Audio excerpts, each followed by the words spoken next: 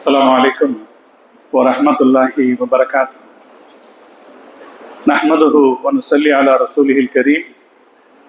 أما بعد، فقد قال الله تعالى في القرآن العظيم والفرقان المجيد: إنا أنزلناه في ليلة القدر وما أدراك ما ليلة القدر ليلة القدر خير من ألف شهر تنزل الملائكة والروح فيها بإذن ربهم من كل أمر سلام هي حتى مطلع الفجر. صدق الله العلي العظيم. سبحان ربك رب العزة عما يصفون وسلام على المرسلين والحمد لله رب العالمين. اللهم صل على سيدنا محمد وعلى آله وأصحابه وسلم. اللهم صل على سيدنا محمد وعلى آله وأصحابه وسلم. اللهم صل على سيدنا محمد وعلى آله وأصحابه وسلم. கண்ணியத்திற்கும் மரியாதைக்கும் உரிய அல்லாஹ்வின் நல்லடியார்களே, பெரியோர்களே, அருமை சகோதரர்களே, புனிதம் நிறைந்த இந்த ரமலான் மாதத்தினுடைய லைலத்துல் கதருடைய இந்த 27ஆம் நாள் இரவில் தராவீஹ் தொழுகையை நிறைவேற்றிவிட்டு இங்கே அமர்ந்திருக்கிற நம் அனைவரின் மீதும் அல்லாஹு ஜல்ல ஜலாலுவின் பெயர் அருள் என்றென்றும் நிறைவாக பொழியட்டுமாக. இந்த புனிதமிக்க இரவிலே அல்லாஹ் தரக்கூடிய மகத்தான பாக்கியங்களை எதிர்பார்த்து நாம் இங்கே ஒன்று கூடியிருக்கிறோம். அல்லாஹு தாலா நம்முடைய எதிர்பார்ப்புகளுக்கு ஏற்ப இந்த இரவின் அனைத்து பாக்கியங்களையும் குறைவின்றி நம் அனைவருக்கும் அல்லாஹ் தந்த புரிவானாக. நமக்கு மாத்திரமல்லாமல் நம்முடைய வீடுகளில் இருக்கிற நம்முடைய குடும்பத்தார்களுக்கும் நம்முடைய உற்றார் உறவினர்களுக்கும் நம்மை சார்ந்த அனைவருக்கும் அல்லாஹு தாலா இதனுடைய சிறப்பான பாக்கியத்தை தந்தல் புரிவானா. ஒரு கடுமையான கோடையிலே இந்த ரமலானை நாம் கழித்திருக்கிறோம். இதிலே மற்ற சாதாரணமான காலங்களில் இருப்பதை விட கொஞ்சம் சிரமம் அதிகமாக இருந்திருக்கலாம். ஆனால் எந்த ஒரு சிரமமும் அல்லாஹுக்காக நாம் எடுத்துக்கொண்ட கடமைகளில் நாம் கொஞ்சமும் தயங்கி நிற்க வைக்கவில்லை. இவையெல்லாம் நமக்கு சாதாரணமாக இவற்றை நாம் கடந்து சென்று விட்டோம். அல்லாஹு தாலா இடத்திலே நாம் இந்த புனிதமான நேரத்திலே கையேந்தி கேட்போம்: யா அல்லாஹ், எங்களுக்கு பயனுள்ள மழையை தந்தல் புரிவாயா. யா அல்லாஹ், எங்களுக்கு பயனுள்ள நன்மையான மழையை தந்தல் புரிவாயா. யா அல்லாஹ், எங்களுக்கு பயனுள்ள நன்மையான மழையை தந்தல் புரிவாயா. அடுத்து இந்த புனிதமான இரவிலே அல்லாஹ் இடத்திலே நாம் துஆ கேட்க வேண்டிய இன்னொரு முக்கியமான விஷயம் இருக்கிறது. இந்த ஆண்டு நம்முடைய நாடாளுமன்றத்திற்கான தேர்தல் இன்னும் ஓரிரு வாரங்களில் நடக்க இருக்கிறது. அந்த தேர்தலில் அல்லாஹு தஆலா இந்த நாட்டுக்கு நன்மையை செய்யக்கூடிய சிறந்த ஆட்சியாளர்களை அல்லாஹ் தந்தல் புரிவானா. மக்களுக்கு இடையிலே வெறுப்புணர்வையும் பிளவையும் ஏற்படுத்துகிற ஆட்சியாளர்களை அல்லாஹு தஆலா அகற்றி அருள் புரிவானா. யார் முஸ்லிம்களுக்கும் இஸ்லாத்திற்கும் கண்ணியத்தை தருகிறார்களோ அவர்களை அல்லாஹு தஆலா ஆட்சி அதிகாரத்தில் அமர்த்துவானாக. யார் இந்த நாட்டு மக்களுக்கு ஒவ்வொரு வகையிலும் நன்மையை நாடுவார்களோ அவர்களை அல்லாஹ் ஆட்சியிலே அமர்த்துவானாக. அதற்கு அடுத்து நாம் துஆ கேட்க வேண்டிய இன்னும் ஒரு முக்கியமான விஷயம் இருக்கிறது. பாலஸ்தீனத்திலே தொடர்ந்து யுத்தம் பல நூறு நாட்களை கடந்து சென்று கொண்டிருக்கிறது. பல நூறு அப்பாவிகள் அல்ல, பல்லாயிரக்கணக்கானோர் கொலை செய்யப்பட்டு விட்டார்கள். பல்லாயிரம் குழந்தைகள் படுகொலை செய்யப்பட்டு விட்டார்கள். அகதி முகாம்களில் உணவுக்காக காத்திருக்கக்கூடிய மக்களை சிட்டுக்குருவிகளை கொலை செய்வது போல இஸ்ரேலிய ராணுவம் கொலை செய்திருக்கிற செய்தி சமீபத்தில் வந்து கிடைத்திருக்கிறது. அல்லாஹ் தஆலா இந்த கொடுமைக்கு மிக சீக்கிரத்தில் ஒரு முடிவு கட்டுவானாக. இந்த லைலத்துல் கதருடைய இரவின் பரக்கத்தினாலே அங்கே அல்லலுற்று கொண்டிருக்கிற மக்களுக்கு அல்லாஹ் தஆலா ஒரு நிம்மதியான வாழ்க்கையெல்லாம் மிக விரைவில் தந்தல் புரிவானாக. பைத்துல் முகத்தஸிற்கு அல்லாஹ் தஆலா மிக விரைவில் சுதந்திரத்தை தந்தல் புரிவானாக. மஸ்ஜிதுல் அக்ஸா பள்ளிவாசல் சுதந்திரமான முறையிலே நாம் எல்லோரும் சென்று அங்கே தொழுவதற்கு அல்லாஹ் நம் அனைவருக்கும் தௌஃபீக் செய்தல் புரிவானாக. அருமையானவர்களே, லைலத்துல் கதர் என்கிற இந்த இரவு மகத்தான பாக்கியங்களை பொருந்தியது. ரமலானுடைய ஒவ்வொரு இரவிலும் அல்லாஹ் தஆலா நரகத்திலிருந்து ஏராளமான மக்களை விடுதலை செய்கிறார்.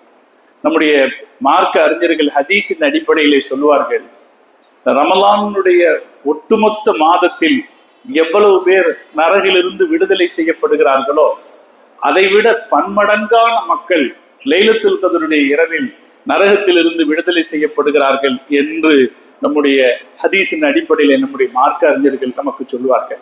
அல்லாஹு தாலா அந்த நன்மையை பெற்றுக்கொள்ளக்கூடிய தௌஃபீக்கை நம்ம எல்லோருக்கும் தந்தல் புரிவானா.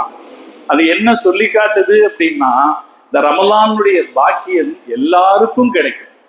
இந்த ஒரு நாள்ல மட்டும்தான் சில பேர் பள்ளிக்கு வந்திருப்பாங்க, அவங்களுக்கும் கிடைக்கும். நல்ல நீயத்தோட நம்ம இங்க உட்கார்ந்து இந்த லைலத்துல் கத்ருடைய இரவினுடைய பாக்கியம் நமக்கு கிடைக்கும் என்று நினைத்தால் அப்படிப்பட்டவர்களுக்கும் அல்லாஹ் அந்த பாக்கியத்தை தருவார். யார் ரமலானுடைய தொடக்கத்திலிருந்து, ஏன் ரமலானை வரவேற்பதிலிருந்து ரமலானுக்காக காத்திருந்தார்களோ, ரமலானுடைய ஒவ்வொரு பகல் பொழுதிலும் அல்லாஹுக்காக உரிய வகையில் நோன்பு நோற்று, உரிய வகையில் இரவு நேரத்தில் நின்று வணங்கி, உரிய வகையில் குர்ஆன் ஓதி அல்லது அதை கேட்டு அல்லாஹுவை திக்ர் செய்து தான தர்மங்களை செய்திருந்தார்களோ அவர்களுக்கும் அல்லாஹு தஆலா அதற்குரிய நற்கூலியை வழங்குவான். அதே போல இந்த லைலத்துல் கத்ருடைய நன்மையை எதிர்பார்த்து அல்லாஹ் காத்திருக்கிற நமக்கும் இதனுடைய நன்மையை அல்லாஹ் வழங்குவான். அல்லாஹு தஆலா இந்த ரமலானுடைய பரக்கத்தினாலே ரமலானுக்கு பிந்தைய நம்முடைய நாட்களை நன்மைகள் நிறைந்த நாட்களாக அல்லாஹ் ஆக்கியல் புரிவானாக. கூடுமான வரைக்கும் ஹராமில் இருந்து தவிர்ந்து கொள்ளக்கூடிய தௌஃபீக்கை எல்லா நிலையிலும் அல்லாஹ் நம் அனைவருக்கும் தந்தல் புரிவானாக. இந்த ரமலானுடைய பரக்கத்தினாலே தொழுகையை உரிய முறையில் தொழுகக்கூடியவர்களாக அல்லாஹ் நம் அனைவரையும் ஆக்கியல் புரிவானாக. மார்க்கத்தின் கடமைகளை உரிய முறையில் பேணக்கூடிய தௌஃபீக்கை அல்லாஹ் நமக்கு தந்தல்வானாக. ஹலால் ஹராமை பேணக்கூடிய தௌஃபீக்கை எல்லாம் நமக்கு தந்தல் புரிவானாக. நம்முடைய குடும்பத்தில் மன மகிழ்ச்சியை எல்லாம் நமக்கு தந்தல் புரிவானாக. நம்முடைய பிள்ளைகளை சாலிகானவர்களாக ஆக்கி நமக்கு கண்குளிர்ச்சியானவர்களாக அல்லாஹ் ஆக்கியல் புரிவானாக. நம்முடைய சுற்றத்தார், நம்முடைய உறவினர்கள் அத்தனை பேருக்கும் அல்லாஹு தஆலா நிறைந்த பாக்கியங்களை அல்லாஹ் தந்தல் புரிவானாக. யார் நம்ம இடத்திலே துஆ செய்யுங்கள் என்று கேட்டுக்கொண்டார்களோ அவர்கள் அத்தனை பேருக்கும் அல்லாஹ் நிறைந்த பாக்கியங்களை தந்தல் புரிவானாக. நம்மில் யாராவது உடல் நலம் இல்லாமல் இருக்கலாம், நம்முடைய மஹல்லாவில் உடல் நலம் இல்லாமல் இருக்கலாம். அல்லாஹ் அவர்களுக்கு மிக விரைவில் பரிபூர்ணமான ஆஃபியத்தை அல்லாஹ் தந்தல் புரிவானாக. யாருக்கு வேறு வகையான சிரமங்கள் இருக்கிறதோ அத்தனை சிரமங்களில் இருந்தும் அல்லாஹ் நம்மையும் நம்மை சார்ந்தவர்களையும் பாதுகாத்தல் புரிவானாக. இந்த லைலத்துல் கத்ருடைய இரவின் பரக்கத்தினாலே அவனுடைய சாலிகான நல்லடியார்கள் கூட்டத்திலே அல்லாஹ் நம் அனைவரையும் சேர்த்தல் புரிவானாக. நாம இன்ஷா அல்லாஹ் இன்னைக்கு இங்க நாம சஹர் வரைக்கும் இன்ஷா அல்லாஹ் நாம இருக்கலாம். அது வரைக்கும் இங்க திட்டங்கள் செய்யப்பட்டிருக்குது, அது வரைக்கும் நம்ம இருக்கலாம். அப்ப அது வரைக்கும் நம்ம ஏத்திகாஃபில் இருப்போம்னு நியத்து வச்சுப்போம். பள்ளிவாசல் இருக்கிற வரைக்கும் நம்ம ஏத்திகாஃபில் இருக்கிறோம்னு நியத்து வச்சுப்போம். பள்ளிவாசலுடைய மரியாதையை பேணி நடந்தா போதும். ஏன்னா பல பேர் சில நேரத்துல பள்ளிவாசல்ல இருந்தா கூட வேற வேற வகையான பேச்சுக்கள்ல நம்ம ஈடுபட்டுறோம். அப்படி இல்லாம ஏத்திகாஃபில் இருக்கிறோம் அப்படிங்கிற மரியாதையோட இன்ஷா அல்லாஹ் சுபுஹ் வரைக்கும் நம்ம பள்ளிவாசல்ல இருக்கலாம். அல்லது இருக்கிற நேரம் வரைக்கும் அல்லாஹ்வுக்காக நான் பள்ளியில் ஏத்திகாஃப் இருக்கிறேன் என்று ஏத்திகாஃபில் இருப்போம். அல்லாஹ் தௌஃபீக் செய்வான். அருமையான சகோதரர்களே, நம்முடைய மார்க்கம் அறிவார்த்தமாக வாழச் சொல்லுகிற மார்க்கம். அல்லாஹ் அறிவாளி. திருக்குர்ஆனிலே அல்லாஹ் கேட்கிறான், அலைஸல்லாஹு பி அஹ்கமில் ஹாக்கிமீன், அல்லாஹ் பெரிய அறிவாளி இல்லையா என்று அல்லாஹ் கேட்கிறான். அந்த வாசகம் நம்மை நோக்கி என்ன கருத்தை வலியுறுத்துதுன்னா, நீங்களும் அறிவாளிகளாக இருக்கணும் அப்படிங்கிற கருத்தை வலியுறுத்து. அறிவாளிகளாக சிந்திப்பவர்களாக இருக்க வேண்டும் என்கிற கருத்தை அது வலியுறுத்து. எல்லா நிலையிலும் நம்ம புத்திசாலித்தனமான நடவடிக்கையை கையாள வேண்டும் என்று நம்ம மார்க்கம் சொல்லுகிறது.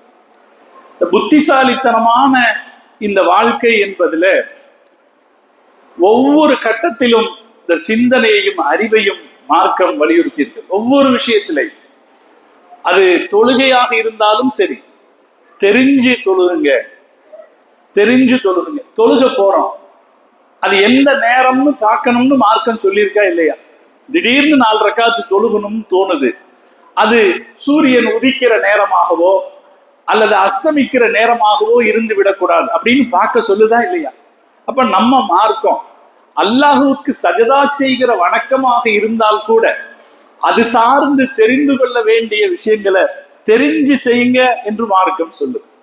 அப்படி தெரிந்து செய்யும் போது, ஒவ்வொன்றையும் தெரிந்து செய்யும் போது அந்த அறிவு நம்மை எங்கே கொண்டு போய் நிறுத்தும் என்றால் அல்லாஹ்வுடைய முன்னிலையில் முழு சரணாகதியில் கொண்டு வந்து நிறுத்தும். அறிவு நம்ம எதையும் அறிஞ்சு அறிஞ்சு செய்யும் போது அந்த அறிவு சரியானதாக இருந்தா நம்மளை கடைசியில் எங்க கொண்டு வந்து நிறுத்தும்? அல்லாஹ்வுடைய முன்னிலையில முழு சரணாகதியில கொண்டு வந்து நிறுத்தும்.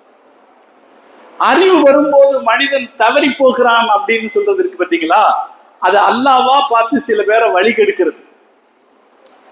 அறிவு வரும்போது சில பேர் தப்பா போயிடுறாங்களா இல்லையா, அது அல்லாஹ்வா அவனை வழி கெடுக்கிறான்னு அர்த்தம். அதை தவிர அறிவு நாம் சரியான முறையில் சிந்திக்கிற போது அறிவு நம்மை சரியாகவே கொண்டு வந்து சேர்க்கும். அலி தந்தாவி அப்படின்னு ஒரு மிகச்சிறந்த அறிஞர் எகிப்தில் இருக்கிற அல்-அஸ்ஹர் பல்கலைக்கழகத்தில் இருந்தார். அவரு குர்ஆனுக்கு ஒரு தஃசீர் எழுதியிருக்கார். அந்த தஃசீர் எப்படி இருக்கும்னா முழுக்க முழுக்க சயின்டிபிக்கான ஒரு தஃசீர். எந்த ஒரு விஷயத்தையும் அறிவியல் ரீதியாகவே ஆய்வு செய்து சொல்ற ஒரு தஃசீர் எழுதியிருக்கார். அவர் வாழ்க்கையில நடந்த ஒரு அனுபவத்தை சொல்றார். நான் ஒரு தடவை எங்க பல்கலைக்கழகத்துக்கு வெளியே வந்து ஒரு கிராமத்து வயல்வெளி வழியாக நடந்து போய்கிட்டு இருந்தேன். அங்க சில குதிரைகளும் கழுதைகளும் இருப்பதை பார்த்தேன். அந்த குதிரைகளை ஏனோ தெரியல, அது வித்தியாசமா கவனிக்க வச்சது. சில நேரத்துல நாம என்ன செய்வோம், சில விஷயங்களை கூர்ந்து கவனிப்போம். எப்போதுமே நடக்கிற விஷயமாக இருந்தா கூட சில நேரத்துல அதை கூர்ந்து கவனிப்போமா இல்லையா? அவர் சொல்றாரு, நான் அன்னைக்கு என்னமோ அந்த காட்சி என்ன கவனிக்க வச்சது. குதிரைகளுடைய காது சின்னதா இருந்துச்சு, கழுதைகளுடைய காது பெருசா இருந்துச்சு. அது எனக்கு ஆச்சரியத்தை கொடுத்தது. குதிரை சிறந்த ஒரு பிராணி, மனிதர்களுடைய இயல்புகளை புரிந்து கொள்ளக்கூடிய ஒரு பிராணி. ஒரு சின்ன கால் அசைவில் எங்க போகணும் எங்க நிக்கணும் அப்படின்றத தெரிஞ்சுக்கிற ஒரு பிராணி. இந்த குதிரைக்கு அல்லாஹ் காதை சின்னதான் கொடுத்துருக்கான், இந்த கழுதைதான், அதுக்கு அல்லாஹ் இவ்வளவு பெரிய காதை கொடுத்துருக்கானே அப்படின்னு ஒரு யோசனை வந்துச்சு. இப்ப நான் இது என்னவா இருக்கும் அப்படின்னு யோசிச்சேன். யோசிக்கிற போது எனக்கு ஒண்ணு தெரிஞ்சது, காதுதான் அறிவுகளை கொண்டு போகக்கூடியது. காது வழியாத்தான் காத்து போகுது, காது வழியாத்தான் காத்து போகுது. காது சரியா செயல்பட்டா தான் நம்மளுடைய உடல் சரியா இருக்கும். காதுல பிரச்சனை வந்துச்சுன்னு வைக்கல, உடல் சரியா இருக்காது. உங்களுக்கு எல்லாம் ஒரு விஷயம் தெரியும்னு நினைக்கிறேன். தூக்கம் அப்படின்னு சொன்னாலே காது மூடிக்கிறதுக்கு பேரு தான் இல்லையா? தூக்கம்னா என்னங்க அர்த்தம்? தூக்கம்னா என்ன? கண்ணை மூடிக்கிறதுக்கு பேரா? கண்ணை மூடினாலும் தூக்கம் வர்றது இல்லையே. தூக்கம்னா என்னன்னா காது மூடிக்கிறதுக்கு பேரு தான் தூக்கம். அல்லாஹ் குர்ஆன்ல அஸ்ஹாபுல் கஹஃப் என்கிற குகைத்தோழர்கள் தூங்கியதை பற்றி சொல்லுகிற போது வலரப்னா அலா அதானிஹிம் ஃபில் கஹஃபி சினீன அததா, அந்த குகைத்தோழர்களுடைய காதுகளை மூடினேன், பல வருஷங்கள் மூடினேன் என்று அல்லாஹ் சொல்றான். காதுகளை மூடுதல் அப்படிங்கிறது தூக்கம் வரும். காதை மூடினா நம்ம தூங்கிடுவோம். இப்ப காதுக்கு வாழ்க்கைக்கு மனித உடலுக்கும் ரொம்ப நெருக்கமான சக்தி இருக்கு. அறிவுக்கும் காதுக்கும் ரொம்ப நெருக்கமான சக்தி இருக்கு. அதே மாதிரி முழிக்கிறதுனா என்ன? ஃபர்ஸ்ட் எது முடிக்குது? ஏன் எல்லாரும் இப்படி சும்மா உட்காந்துருக்கீங்க? ஃபர்ஸ்ட் எது முழிக்குது? காதுதான் முழிக்குது இல்லையா? காதுல சத்தம் கேட்டுதான் முதல்ல முழிக்கிறோம். தூங்குறதுன்னா காது மூடுறது, முழிக்கிறதுனா காது திறக்கிறது. இப்ப காதின் வழிதான் மனித அறிவும் மனித இயக்கமும் நடக்கிறது. அல்லாஹ் என்ன செஞ்சிருக்கான்? அவர் சொல்றாரு, அலி தந்தாவி, நான் இதை பார்த்த பிறகு எனக்கு மிகச் சிறப்பாக ஒரு செய்தி புரிஞ்சது. குதிரை இருக்க அது அறிவுள்ள ஜீவி, அதுக்கு கொஞ்சமா அறிவு போறதுக்கு வழி இருந்தா போதும். கழுதை இருக்க அது கழுதைதான், அதனால அதுக்கு அறிவு போறதுக்கு பெரிய வழி தேவை. அதனால் அல்லாஹு தஆலா குதிரைக்கு சின்ன காதையும் கழுதைக்கு பெரிய காதையும் அல்லாஹ் கொடுத்திருக்கிறான் என்று நான் புரிந்த போது நான் வியந்து போய் நின்றேன். யா அல்லாஹ், உன்னுடைய படைப்புகள் எதுவும் வீணானதில்லை. சுப்ஹானக மா ஹலக்த ஹாதா பாத்திலா, குர்ஆன்ல அல்லாஹ் சொல்றான். அறிஞர்கள் சிந்திக்கிற போது அந்த சிந்தனையின் முடிவு எங்கு கொண்டு வந்து சேர்க்கும் என்றால் அல்லாஹ்விடத்தில் சரணாகதி அடைவதில் கொண்டு வந்து சேர்க்கும். அறிவு சரியா சிந்திச்சா அப்படி போகும். சரியா சிந்திச்சா அந்த அறிவு எல்லா இடத்துலதான் கொண்டு வந்து சேர்க்கும். நான் இதுக்கு இன்னொரு உதாரணம் இதுக்கு முன்னாலேயும் உங்கள்கிட்ட சொல்லியிருக்கேன், பல வருஷம் ஆச்சு, இப்பவும் சொல்றேன். ஒரு கிராமத்தான் ரயில பார்த்ததில்லை. முதல்ல அவன் ரயில்வே ஸ்டேஷனுக்கு வர்றான், ரயில பார்க்கிறான். அவன் கேள்விப்பட்டிருந்தான் ரயில்ங்கிறது பெரிய பெரிய யானைகளை எல்லாம் கொண்டு போகுதாமே, பெரிய பெரிய விஷயங்களை எல்லாம் ரொம்ப லாவகமா எடுத்துட்டு போகுதாமே அப்படின்னு ரயிலை பத்தி கேள்விப்பட்டிருக்கான். அதை பார்க்கணும்னு ஆசைப்பட்டு ரயில்வே ஸ்டேஷனுக்கு வந்தான். அந்த ரயில் நிக்குது முன்னாடி. இது எப்படி இயங்குது அப்படின்னு அவனுக்கு ஒரு கேள்வி வந்துச்சு. அந்த நேரம் பார்த்து அங்க இருந்த டிடிஆர் பச்சை கொடிய காமிச்சோன்ன ரயில் நகர்ந்துச்சு.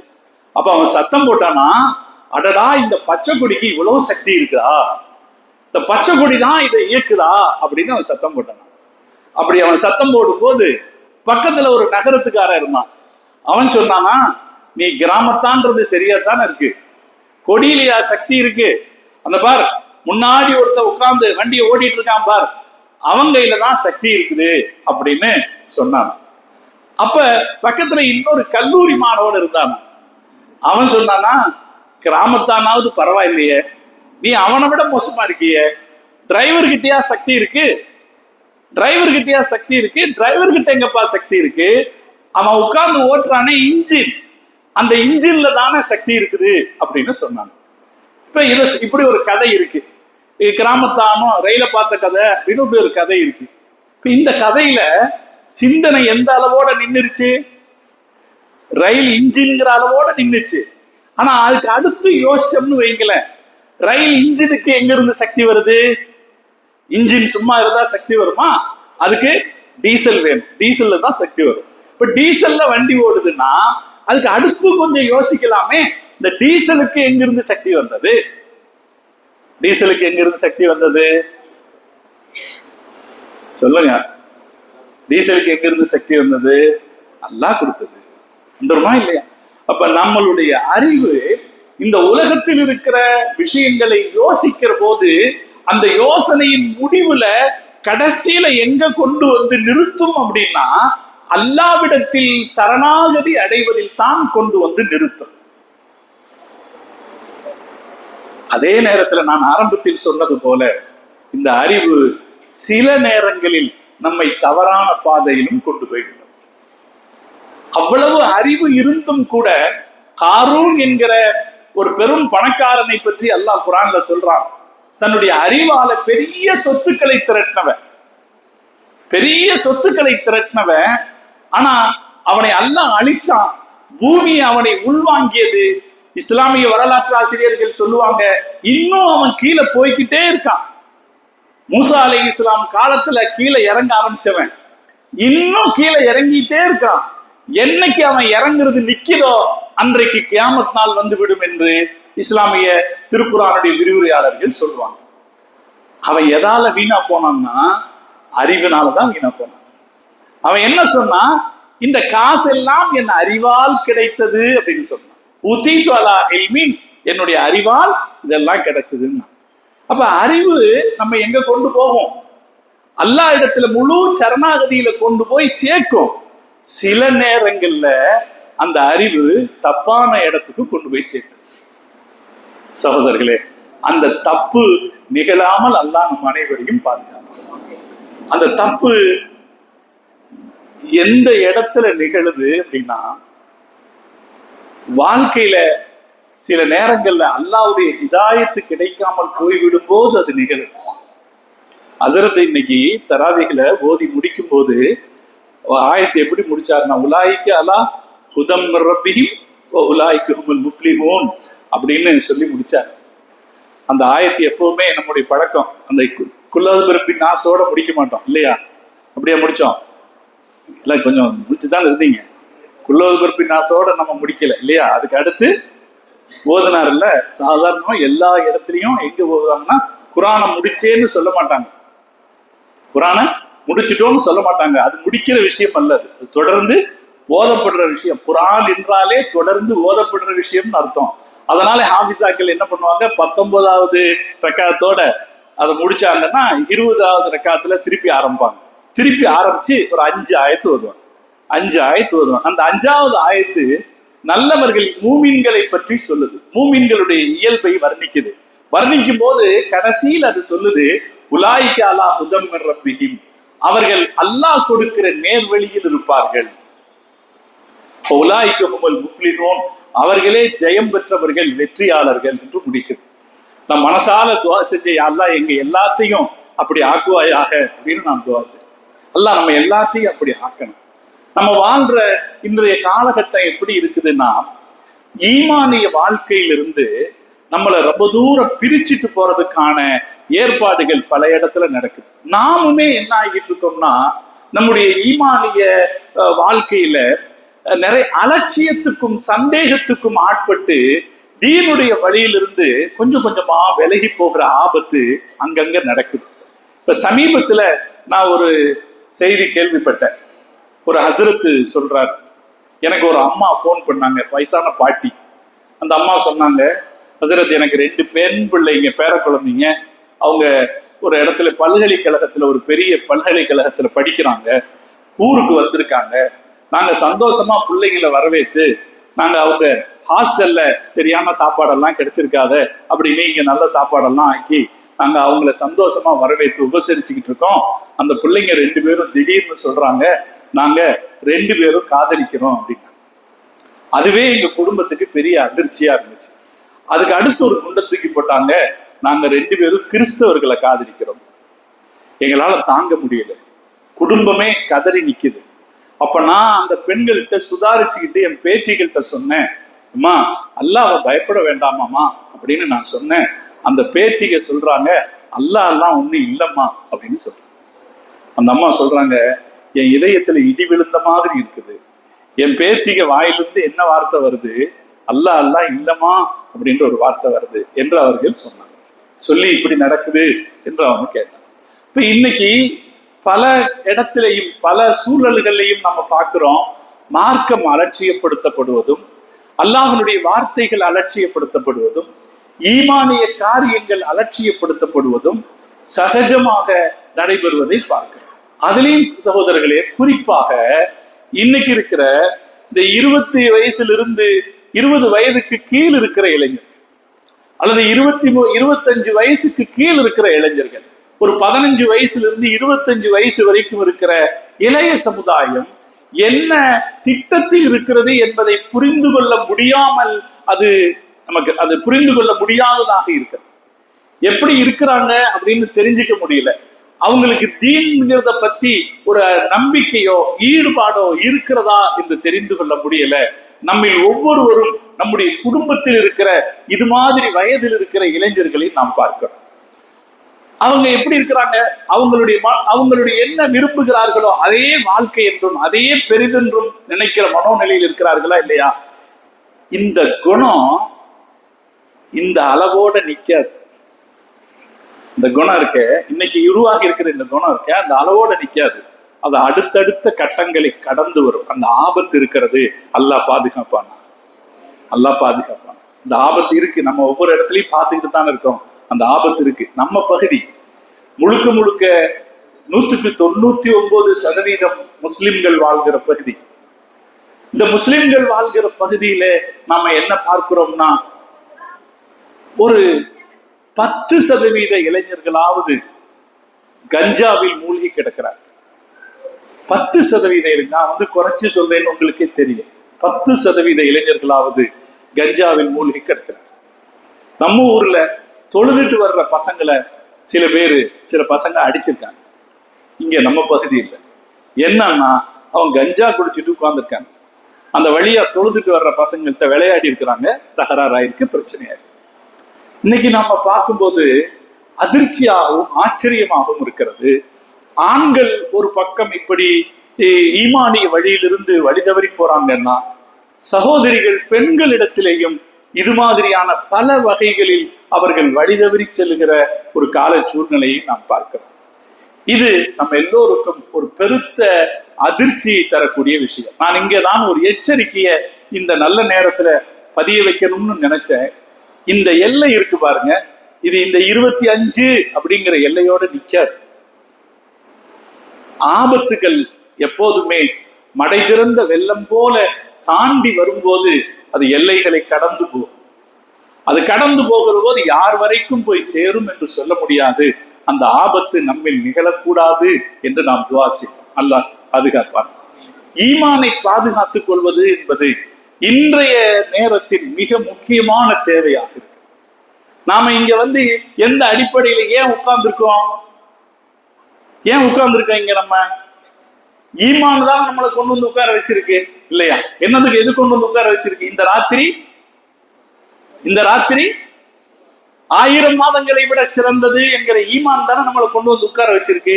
இந்த ஒரு ராத்திரி சரியாக கிடைத்து விடுமானால் 83 ஆண்டுகள் நன்மை செய்த பாக்கியம் நமக்கு கிடைத்துவிடும். 83 ஆண்டுகள்னா ஒரு மனுஷனுக்கு சாதாரணமா கிடைக்கிற ஆயுள் இல்லையா? அப்போ இந்த ஒரு நாள் நமக்கு கிடைத்து விடுமானால், அந்த பாக்கியம் கிடைத்து விடுமானால் ஒரு ஆயுள் நமக்கு கிடைத்து விட்டது என்ற அர்த்தம். அந்த நம்பிக்கை தான் உட்கார்ந்துருக்கோம். அல்லாஹ் அந்த நம்பிக்கையை நிறைவு செய்வானாக, நிச்சயம் நிறைவாம். அப்ப அந்த ஈமான் தான் நம்மை கொண்டு இங்கே இருத்தி இருக்க. அதனால் சகோதரர்களே, இந்த ஈமானின் வலிமையை நாம் சிந்தித்து பார்க்க கடமைப்பட்டிருக்கிறோம். இன்று அதற்கு ஏற்பட்டிருக்கிற ஆபத்தை நாம் சிந்தித்து பார்த்து கடமைப்பட்டிருக்கிறோம். நம்முடைய அறிவு நம்முடைய ஈமானை வளர்க்க வேண்டும். ஆனால் இன்றைக்கு நாம் வாழ்கிற சூழலில், இன்னைக்கு இருக்கிற சூழலில் நாம் பெறுகிற அறிவு, நாம் வாழ்கிற கலாச்சார சூழல், இது எல்லாமே அந்த ஈமானிய வழியிலிருந்து கொஞ்சம் கொஞ்சமாக அகற்றி கொண்டு செல்வதை பார்க்கிற போது நம்முடைய ஈமானை பாதுகாத்துக் கொள்ள வேண்டும் என்கிற கவலை வருகிறது. ஈமான் கிஸ்ஸே பன்தாஹே அப்படின்னு ஒரு கேள்வி இருக்குது. உருதுல கேட்பாங்க, ஈமான் எதுல உருவாகுது? ஈமான் எங்க உருவாகுது? எந்த ஃபேக்டரியில உருவாகுது? என்ன மூலப்பொருள்ல உருவாகுது? யோசிங்க, ஈமான் எதுல உருவாகுது? ஈமான் கிஸ்ஸே பன்தாஹே. அறிஞர்கள் சொல்வார்கள், ஈமான் தலப்ஸே பன்தாஹே. ஈமான் நமது தேடலில் உருவாகிறது. நான் மூமினாக வாழ வேண்டும் என்கிற தேடல் நம்முடைய இதயத்தில் இருக்க வேண்டும். அந்த தேடல் நமக்கு ஈமானை கொண்டு சேர்க்கும். இந்த தேடல் இல்லாவிட்டால் அது கிடைக்காது. அல்லாஹ் தௌஃபீக் செய்யணும். நம்ம எல்லாத்துக்கும் என்ன ஒரு நிய்யத் இருந்துகிட்டே இருக்கணும், ஈமான் வேணும், ஈமான் வேணும் அப்படின்ற நிய்யத் இருந்துகிட்டே இருக்கும். ஈமான் தலப்ஸே பன்தாஹே. முஹம்மது ரசூலுல்லாஹி ஸல்லல்லாஹு அலைஹி வஸல்லம் வீட்டுக்கு பக்கத்துல 2 பேர் இருந்தாங்க. ஒருத்தன் அபூ லஹப், இன்னொருத்தன் உக்பத் இப்னு அபீ முஐத். ரசூலுல்லாஹ்வுடைய வீட்டுக்கு பக்கத்துல இருந்தாங்க. குன்து பைன அஷரில் ஜாரைன் என்று ஸல்லல்லாஹு அலைஹி வஸல்லம் சொன்னாங்க, நான் 2 கெட்ட பக்கத்து வீட்டுக்காரர்களுக்கு நடுவிலே வாழ்ந்தேன். அந்த 2 பேருக்கும் இஸ்லாம் ஆகிற வாய்ப்பு கிடைக்கல. ஒருத்தனுக்கு கிடைச்சும் அவன் பின்னாடி மாறி போனான். அவங்க 2 பேர்த்துக்கும் கிடைக்கல. எங்கோ இருந்த ஹஸ்ரத் அபூ ஹுரைரா ரலியல்லாஹு தஆலாவுக்கு ஈமான் கிடைத்தது.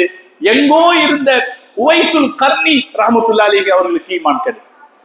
அவங்களுக்கு எல்லாம் எப்படி ஈமான் கிடைச்சது? அவங்க அது வேணும்னு நினைச்சாங்க, கிடைச்சது. இப்ப ஈமான் நமக்கு வேணும்னு நினைக்கணும். ஈமான் தலப்ஸே பன்தாஹே. ஈமான் நாம வேணும்னு நினைச்சா தான் கிடைக்கும். நாம நினைக்கணும், நாம மூமினாக வாழணும், நம்முடைய பிள்ளைகள் மூமினாக வாழணும், நம்முடைய பாரம்பரியம் ஈமானிய பாரம்பரியமாக வாழணும். நான் இங்கே பல தடவையும் சொல்லி இருக்கிறேன், நாம நம்மளை மட்டும் யோசிச்சா பத்தாது. நாம நம்முடைய பிள்ளைங்க, நம்முடைய குடும்பம், நம்முடைய பாரம்பரியத்தில் ஈமான் இல்லாத ஒன்று வந்துவிடக்கூடாது என்று நாம் ஆசைப்படுறோம்.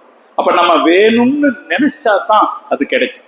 இந்த லைலத்துல் கத்ருடைய இரவுல அல்லாஹ்விடத்திலே நாம் கையேந்தி நிற்கிற நேரத்தில் மனசார உறுதியேற்றுக்கொண்டு நாம கேட்போம், யா அல்லாஹ், நாங்க மூமினா வாழணும், எங்களுடைய பிள்ளைகள் மூமினா வாழணும், எங்களுடைய சந்ததி ஈமானிய சந்ததியாக இருக்கணும் அப்படின்னு நாம துஆ செய்வோம். அல்லாஹ் அதற்கு தௌஃபீக் செய்வாங்க. இந்த ரமலான் அதுக்கு ஏத்த ஒரு அருமையான காலம். ரமலானுக்கு நிறைய சிறப்பு இருக்கு. ரமலான்ல நாம ஒரு ஃபர்லு தொழுதா 70 ஃபர்லு தொழுத நன்மை கிடைக்கும். ஒரு நஃபில் தொழுதா ஒரு ஃபர்லு தொழுத நன்மை கிடைக்கும். இப்படி எல்லாம் ரமலான் நிறைய நன்மையை சொல்லுது. யார் இரவு நேரத்தில் நின்று வணங்குகிறார்களோ அவர்களுடைய பாவங்கள் மன்னிக்கப்படும். மன் காம ரமலான உஃபிர லஹு மா தகத்தம மின் தம்பிஹி, அவர்களுடைய பாவங்கள் மன்னிக்கப்படும் என்று பெருமானார் ஸல்லல்லாஹு அலைஹி வஸல்லம் சொன்னார். அப்ப இவ்வளவு நன்மை இது தருதா இல்லையா? இந்த மாசத்துல இந்த சிறப்பு அதுக்கு எங்கிருந்து வருது? ரமலானுக்கான சிறப்பு எங்கிருந்து வருது? மற்ற நாட்கள்லாம் எப்படி இருக்குதோ அதே மாதிரி தான் ரமலானுடைய நாளும். காலையில சூரியன் உதிக்குது, மதியானம் உச்சியில் இருக்குது, வெயில் அடிக்குது, ராத்திரி ஆனா சூரியன் மறையுது இல்லையா? இதே போலத்தானே ரமலான்லயும் நடக்குது.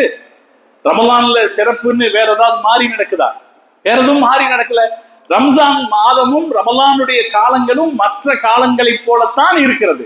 அப்படி இருக்க இதில் சிறப்பு எங்கு வந்து சேருகிறது? சிறப்பு எங்கு வந்து சேருகிறது என்றால், மனிதர்களாக இருக்கிற நாம அந்த சிறப்பை பல வகைகளில் உருவாக்கி கொள்கிறோம். அல்லாஹ்வுக்காக நோன்பு வைக்கிறோம் இல்லையா? அல்லாஹ்வுக்காக நோன்பு வைக்கிறோமா? இந்த நோன்புல மட்டும் செகண்ட் குவாலிட்டியே கிடையாது. தொழுகையில செகண்ட் குவாலிட்டி இருக்கலாம், ஹஜ்ஜில செகண்ட் குவாலிட்டி இருக்கலாம், நோம்புல செகண்ட் குவாலிட்டியே இல்ல. நோம்பு வச்சா யாருக்காகத்தான் வைக்கிறோம்? அல்லாஹ்வுக்காகத்தான் வைக்கிறோம். தொழுதா ஊருக்கு காட்டுறதுக்காக தொழுகிறோம்னு சொல்லலாம், ஹஜ்ஜு செய்தா ஆஜின்னு பட்டத்துக்காக செய்யறோம்னு சொல்லலாம். நோம்பு வைக்கும் போது என்ன செய்ய முடியாது? அப்படி சொல்ல முடியாது. நோம்புங்கிறது யாருக்காக? அல்லாஹ்வுக்காக. இந்த நோம்பு என்கிற வணக்கம், தராவீஹ் தொழுதாங்க நம்ம பல பேரு காலையிலிருந்து சாயந்தரம் வரைக்கும் வேலை செய்யறவங்க. அந்த வேலையை முடிச்சுட்டு வந்து தராவீஹ்ல 20 ரக்காத் இருந்து தொழுகிறாங்க. இப்ப யாருக்காக வந்து தொழுதோம்? அப்ப என்ன நடக்குதுன்னா, இந்த மாசத்துக்கான சிறப்பு எதுல இருக்குது அப்படின்னா, இப்ப எல்லாம் வேற மாதிரி மைப்போச்சு. ரமலானுடைய சிறப்பு என்ன அப்படின்னா, நாம பசியோட இருக்குதுன்றது ஊர்ல எவனும் சொல்ல மாட்டேங்கிறான். ரம்ஜான் சிறப்பு என்னன்னா ஃபுட் ஏரியாவையா காட்டுறான் இல்லைங்களா? ரம்ஜான் சிறப்பு, நான் இன்னைக்கு யூடியூபை திறந்தா இந்த இடத்துல ஃபுட் ஏரியால சிக்கன் என்னென்ன வெரைட்டியில கிடக்குது, நம்ம தோற்றமே மாறி போயிடுச்சு. ரம்ஜான்ல நாம பசிச்சிருப்போங்கிறத உலகம் கவனிச்சுக்கிட்டு இருந்தது ஒரு காலத்துல. நம்ம கோயம்புத்தூர்ல கல்லூரி மாணவர்கள் எல்லாம் கலந்த ஒரு கலந்துரையாடல் ரம்ஜான் நேரத்தில் நடந்துச்சு. அந்த கல்லூரி மாணவர்கள்ட்ட என்ன கேட்டாங்கன்னா, உங்களுடைய அல்லாத வேற மதத்துல உங்களுக்கு பிடிச்சதை சொல்லுங்கன்னு சொல்லியிருந்தாங்க. அதுல நானும் இன்னொருத்தரும் ஒரு சாமியார் ஒருத்தரும் அதுல சும்மா முன்னாடி கெஸ்ட் மாதிரி போயிருக்கோம். பேசின அத்தனை இளைஞர்களும் இளம் பெண்களும் இஸ்லாத்தில் எங்களுக்கு பிடித்தது நோன்பு என்று சொன்னாங்க. அத்தனை பேரும் சொன்னாங்க நோன்பு. சொல்லிட்டு அதுல ஒவ்வொருத்தரும் அவங்களுக்கு தோணுன காரணங்களை சொன்னாங்க. சார், காலையிலிருந்து சாயந்தரம் வரைக்கும் சாப்பிடாம இருக்காங்க சார். அப்புறம் ஒரு பொண்ணு சொல்லிச்சு, சார் தண்ணி கூட குடிக்காம இருக்காங்க சார். உண்ணாவிரதம்னு பல பேரும் வைப்பாங்க, முன்னாடி உண்ணாவிரதம் இருப்பாங்க, பின்னாடி உண்றதுக்குன்னு வச்சிருப்பாங்க. ஆனா இவங்க உண்ணாவிரதம் இருக்காங்க சார். ஒரு பொண்ணு வந்து சொல்லிச்சு, சின்ன குழந்தைங்க கூட நோன்பு வைக்குது சார், பசியா இருக்கு, அம்மா கொஞ்சம் தண்ணி குடிச்சுக்க அப்படின்னு சொன்னா குடிக்க மாட்டேங்குது. இப்படி நோன்பின் பெருமையை சொன்னாங்க ஒரு காலத்துல. இப்ப நோன்புங்கிறது நம்முடைய பசியை அடையாளப்படுத்துவதாக இருந்தது ஒரு காலம். இப்ப நோன்புங்கிறது நம்முடைய சாப்பாட்டை அடையாளப்படுத்துறதா மாறி போச்சு. நோன்புன்னு திறந்தா ரம்ஜான் ஸ்பெஷல்னு போட்டீங்கனாலே முழுசா வர்றது என்னன்னா, புதுசா ஐட்டம் என்ன இருக்கு அப்படின்னு வருது. இஃப்தாருக்கு என்னென்ன ஐட்டம் புதுசு, இஃப்தாருக்கு என்ன மாதிரி எல்லாம் நீங்க ட்ரிங்க்ஸ் வச்சுக்கலாம். அதுல கிட்டத்தட்ட நானே ஒரு 100 வீடியோ பார்த்திருப்பேன். என்ன மாதிரி எல்லாம் ட்ரிங்க்ஸ் பண்ணலாம், புதுசா ட்ரிங்க்ஸ் என்ன பண்ணலாம். அல்லது அதுல குறிப்பா இப்ப வந்து வெயில் காலத்துல இஃப்தார் வந்திருக்கு, இந்த வெயில் காலத்துல இஃப்தாருக்கு என்ன மாதிரி வச்சுக்கலாம், சஹர் என்ன மாதிரி. இப்ப ரம்ஜானுடைய ஒரு தோற்றமே மாறி போயிட்டு இருக்குது இந்த காலம். ஆனா ரம்ஜான் என்பது நம்மை பொறுத்த வரைக்கும் அல்லாஹ்வுக்காக நோன்பு வைக்கிற நேரம். இந்த ரம்ஜான் மாசத்துக்கான சிறப்பு எதில் வருகிறது என்றால், இந்த நோன்பை நாம வைக்கிறோமே யாருக்காக வைக்கிறோம்? இந்த ரம்ஜான்ங்கிற கான்செப்ட் என்னன்னா, அர்ஜூஹ இலல்லாஹ், அல்லாஹ்வை நோக்கி திரும்புதல். 11 மாத காலம் நாம எப்படியோ இருந்தோம், இந்த ஒரு மாசத்துல நாம அல்லாஹ்வை நோக்கி திரும்பி இருக்கிறோம். அப்ப ரமஜான்ங்கிற மாசம் இருக்குதே, இது அல்லாஹ்வை நோக்கி நம்மை திரும்ப வைத்த மாதம். அதுதான் ரமலானுக்கு இருக்கிற சிறப்பு. அந்த ஒரு மாச காலம் அல்லாஹ்வை நோக்கி திரும்பி இருந்தவருடைய பரிசை எதிர்பார்த்துத்தான் நாம் லைலத்துல் கத்ர்ல உட்கார்ந்திருக்கோம். அப்ப இந்த இரவில் நாம இந்த ஈமான் குறித்து சிந்திக்க வேண்டும். இதில் எந்த வகையான ஆபத்துக்களும் வந்துவிடாமல் அல்லாஹ் பாதுகாக்க வேண்டும் என்று நாம் துஆ செய்யணும். நான் இன்னைக்கு இருக்கிற இந்த காலத்தினுடைய தேவை தெரிந்து உங்களுடைய மனசுக்குள்ள இந்த செய்தியை கொண்டு வர்றேன். அதுல குறிப்பாக இளைஞர்களிடத்துல இந்த செய்தியை கொண்டு வர்றேன். பல வகைகளில் சந்தேகத்துக்கு ஆட்பட்டிருக்கிற இளைஞர். அல் ஃபாத்திஹான்னு அன்னைக்கு ஒரு ஹஸரத் சொல்றார், இவங்களுக்கு இதே வேலையா போச்சுப்பா பாத்தியா அப்படிங்கிறான் ஒரு பையன். அப்ப அவனுக்கு அந்த அல் ஃபாத்திஹா அப்படிங்கிற அந்த வார்த்தையினுடைய மகத்துவம் என்னன்னு தெரியல. ஒரு காலம் இருந்துச்சு, மக்கள் பேசிக்கிட்டு இருப்பாங்க, எதையோ பேசிட்டு இருப்பாங்க. அல் ஃபாத்திஹா என்று சொல்லிவிட்டால் எல்லாரும் ஒன்றாக பிஸ்மில்லாஹிர் ரஹ்மானிர் ரஹீம் என்ற அல் ஃபாத்திஹா சூராவை ஓதி விடுவார். அல் ஃபாத்திஹா என்பது இந்த தீனில் அல்லாஹ் நமக்கு கொடுத்த ஒரு பெரும் புதையல். ஃபாத்திஹா என்பது அல்லாஹ் நமக்கு கொடுத்த பெரும் புதையல். ஃபாத்திஹா சூராவுக்கு ஒரு சிறப்பு இருக்கு. என்ன சிறப்புனா, 2 தடவை அல்லாஹ் ஃபாத்திஹா சூராவை இறக்கணும். 2 தடவை இறக்கணும். அதனால அதுக்கு சபுல் மசானி, 2 முறை இறங்கிய 7 வசனங்கள்னு பேர் இருக்கு. ஒரு தடவை மக்கால வச்சு அது இறங்கிச்சு, இன்னொரு தடவை மதீனால வச்சு இறங்குச்சு. மதீனால அல்லாஹு தாலா முதல்ல போன ஆரம்பத்துல முஸ்லிம்கள் பைத்துல் முகத்தஸ பார்த்து தொழுதுட்டு இருந்தாங்க. யூதர்களுக்கு ஒரு நல்லிணக்கம் ஏற்படட்டும் அப்படிங்கிறதுக்காக அப்படி தொழுதுட்டு இருந்தாங்க. அவனுக்கு திருந்துற மாதிரி தெரியலன்னு உடனே அல்லாஹ் சொன்னா, நீங்க கிபிலாவை காபாவை பார்த்தே தொழுதுக்குங்கன்னு சொன்னான். அப்படி கிபிலா திருப்பப்பட்ட போது முஸ்லிம் சமுதாயத்தை யூதர்கள் பலத்த சந்தேகத்திற்கு ஆளாக்கினார்.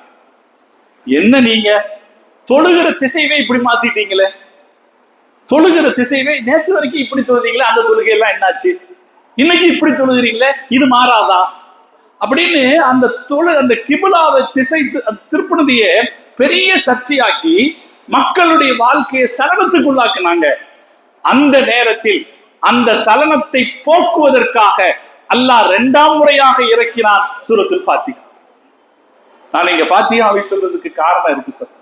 எந்த நேரத்துல ஃபாத்திஹா ஓதுவதற்கு வாய்ப்பு கிடைச்சாலோ அல் ஃபாத்திஹா ஓதுங்க. காலையில எந்திரிச்ச உடனே ஒரு ஃபாத்திஹா ஓதிட்டு வேலை செய்யுங்க. அந்த ஃபாத்திஹாவின் அர்த்தத்தை பாருங்கள், அது என்ன அப்படின்னு நமக்கு. அல்ஹம்துலில்லாஹி ரப்பில் ஆலமீன், எல்லா புகழும் இந்த உலகத்தை படைத்தாளுகிற அல்லாஹ்வுக்கே உரியது. அல்லாஹ்வை புகழ்றோம், அல்லாஹ்வை பற்றிய கம்பீரம் மனசுக்குள்ள அல்லாஹ்வை புகழ்றோம். அதுக்கப்புறம் அர் ரஹ்மானிர் ரஹீம், அன்பானவன் அருளாளர். அல்லாஹ் தான் அன்பானவன், அல்லாஹ் தான் அருள் பொழிபவர். மாலிக் யௌமித்தீன், நாளைக்கு கியாமத் நாள் எல்லாமே அவன் கையில தான் இருக்கு. இப்படி எல்லாம் சொல்லுகிற போது எவ்வளவு கம்பீரம் வருது. அதுக்கப்புறம் கேட்கிறோம், இய்யாக நஅ்புது வ இய்யாக நஸ்தஈன், பணிகிறோம், யா அல்லாஹ் உன்னையே நாங்கள் வணங்குகிறோம், உன்னிடத்தில் நாங்கள் உதவி தேடுகிறோம்.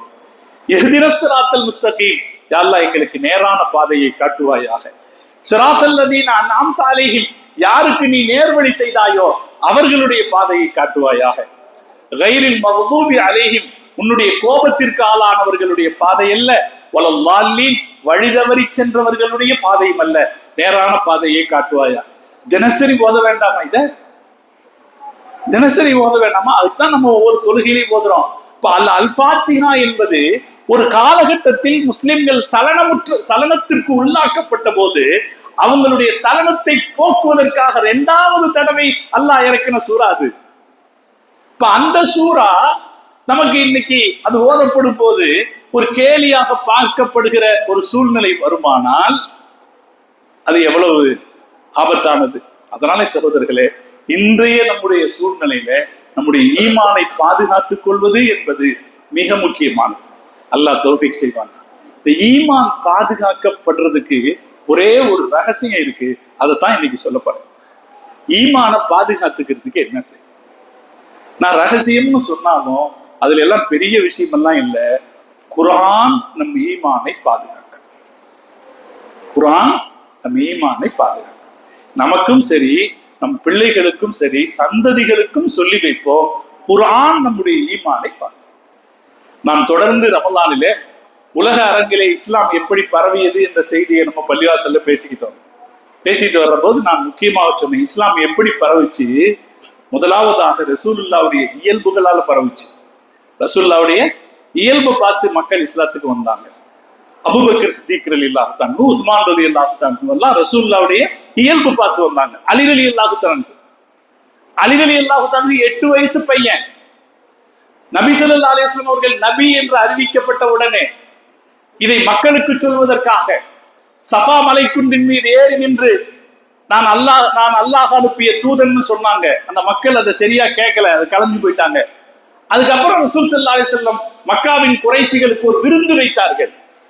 விருந்துக்கு கூப்பிட்டா எல்லாரும் வந்துருவாங்க. விருந்து வச்சாங்க. விருந்து வச்சு முடிச்சிட்டு விருந்து முடிகிற சமயத்துல நான் அல்லாஹுடைய தூதர் அப்படின்னு சொன்னாங்க. இதை அபூ ஜஹல் அதை ஒரு கேலியாக்கி அந்த அந்த சபையை இதன் பக்கம் கவனம் செலுத்தாம திசை திருப்பி விட்டுட்டான். அந்த எல்லாரும் வந்தவங்க எல்லாம் எந்திரிச்சு போயிட்டாங்க. போன பிறகு நபி ஸல்லல்லாஹு அலைஹி வஸல்லம் அவர்கள் என்னை நம்புபவர்கள் இங்கே யாரும் இல்லையா என்று கேட்டபோது ஒரு மூலையிலிருந்து ஒரு குரல் வந்தது, ஒரு சின்ன குரல், நான் உங்களை நம்புகிறேன் என்று வந்தது. ஸல்லல்லாஹு அலைஹி அவர்கள் திரும்பி பார்த்தாங்க. 8 வயசுல அலி ரலியல்லாஹு தஆலா இருந்தாங்க. 8 வயசு அலி ரலியல்லாஹு தஆலா இருந்தாங்க.